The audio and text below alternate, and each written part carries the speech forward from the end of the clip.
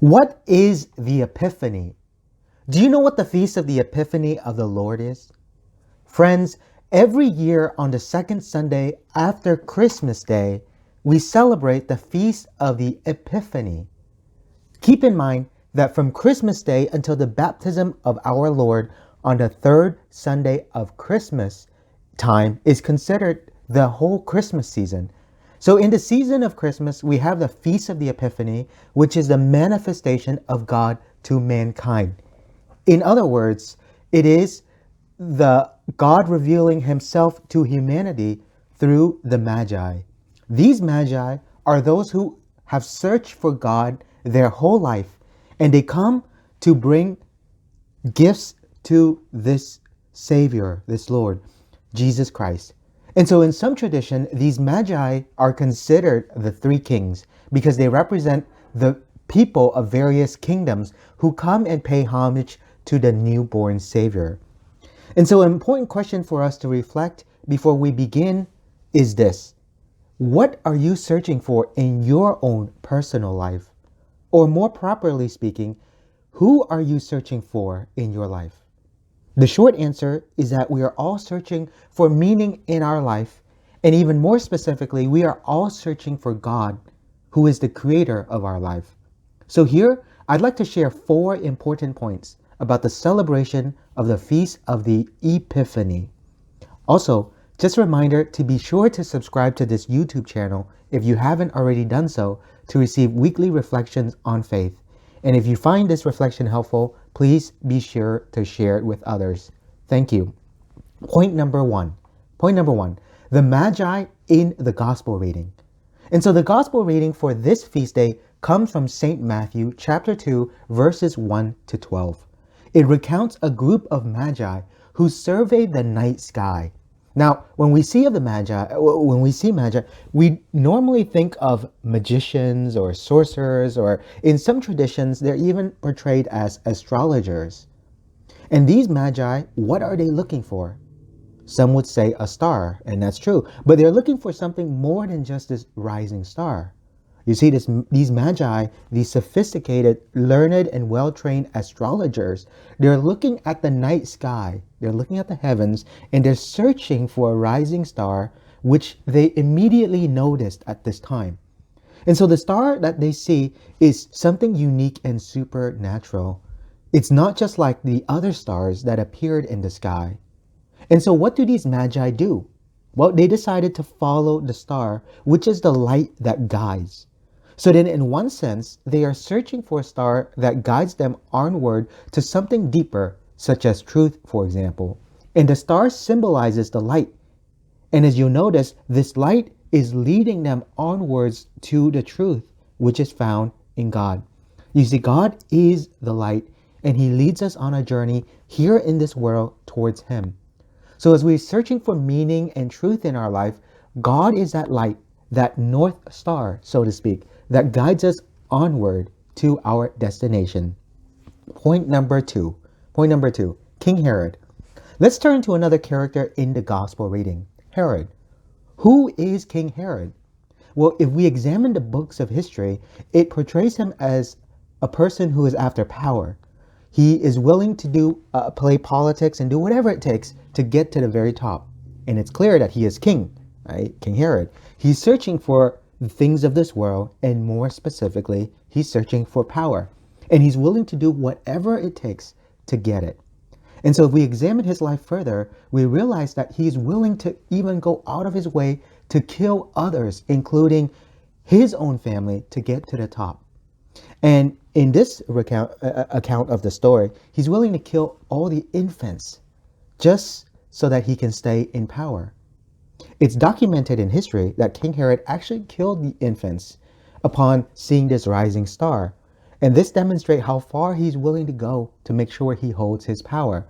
And this feast day, the Feast of the Holy Innocents, recounts that very incident. And so what about this rising star? Well, the gospel highlights this point well when it states that Herod is greatly troubled. Why troubled? Because Herod recognizes that this has the potential to become greater than him. And as a result, he would willingly do anything to stop this from happening. And we can see too in this account, he summons the Magi and has an audience with them.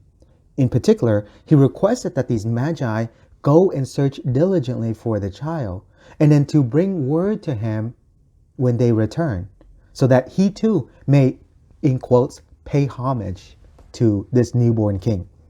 So what is Herod looking for? He's looking for the things of this world. And he must be at the top. He's looking for power. And if that doesn't happen, he'll do everything he can to make sure that he does not lose his power, right? He does not lose his authority. So then take a look at the contrast between Herod and the Magi. Both are searching for the newborn child, but with very different intentions. This is important. The Magi were searching for the newborn king to pay homage to him. And you have Herod who is searching for this child to kill this child. And so notice Herod and his actions and that of the Magi. The Magi, they're searching for truth. And the Gospel of John tells us that Jesus Christ is the way, the truth, and the life. These Magi were looking at the night sky. They were searching for truth. They're searching not to enrich themselves, not with wealth, not interested in power, not interested in fame. They were searching for truth. And they were searching to go and pay homage to this newborn king, this rising star, this truth. They followed the light of the star, which led them to where they were seeking for. Which then brings us to point number 3. Point number 3, the search for the meaning of life. If we take a look at history, we'll notice that countless societies attempt to address the meaning and purpose of life. We, that is, each one of us personally, even ask this very question. What is the meaning of life? What is the meaning of my life? How am I created? Why am I here? Well, in the midst of all these questions is this. What are we searching for in our own personal life? Are we searching for Christ like the Magi? Or are we searching for things of this world, such as power and honor and glory and wealth, which will never satisfy? We all know that deep down in our hearts, we are searching for something or someone, and that searching is only satisfied when we look not below in this world, but above, as the Magi do, to the heavens. And so here's the important point. These Magi spent their whole life searching for Christ. And once they found him, they brought him the greatest of all gifts, gold, frankincense, and myrrh, the finest of gifts. You see, these Magi recognize that all the gifts and blessings they received came from God. And so in their search for God and paying homage to God, they bring back these very gifts, which are unique and symbolic as well. Right? And so the gifts of gold, frankincense, and myrrh all signify something very special.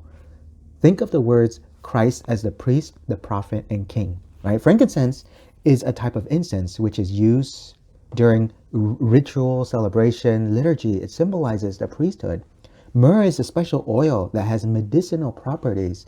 It is used to anoint someone fitting as a prophet, as a king, and it can be used for healing purposes as well.